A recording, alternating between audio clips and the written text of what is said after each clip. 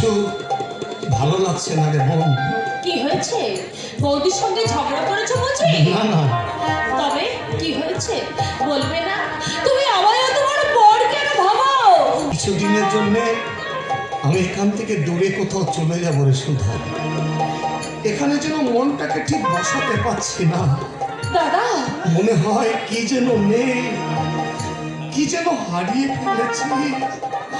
মনটা বারবার শুধু কেঁদে ওঠে রে সুধা।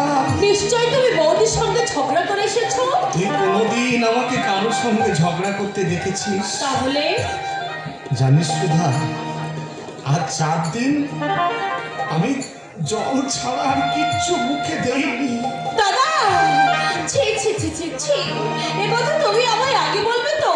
কি যে পাগলামি করো। তুমি একটু দাঁড়াও, আমি আসছি। না না, তুই যাস নে, আমি এক্ষুনি চলে যাব। হ্যাঁ, চলে যাবে।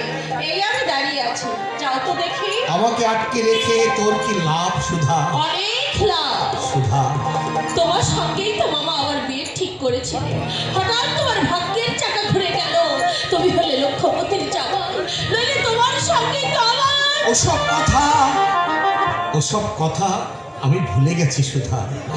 তুইও ভুলে যা, অতীত অন্ধকারে ডুবে থাক। ভুলে আমিও গিয়েছি দাদা, তাই বলে দাবি ছাড়িনি। আমি হ্যাঁ দাদা, মনের দাবি। তোমার তো বোন নেই, আর আমিও একা। আশা করি আমার এই দাবি তুমি অস্বীকার করবে না। একটু বসে লক্ষ্মীটি, আমি আসছি। পল্টু, পল্টু রে, তোর পাপিকে ছেড়ে তুই যে এমনি করে চলে যাবি আমি স্বপ্নেও ভাবিনি রে পল্টু। জন্মের সব তোর মুখটা আমি একটিবার দেখতে পেলাম না। ওরা আমাকে দেখতে দিলে না রে বাপি। মরবার সময় তুই নাকি আমাকে দেখতে চেয়েছিলি, কিন্তু আমি এমন পাষণ্ড। কেন হারিয়ে গেলি রে বাপি? কেন চলে গেলি? কেন চলে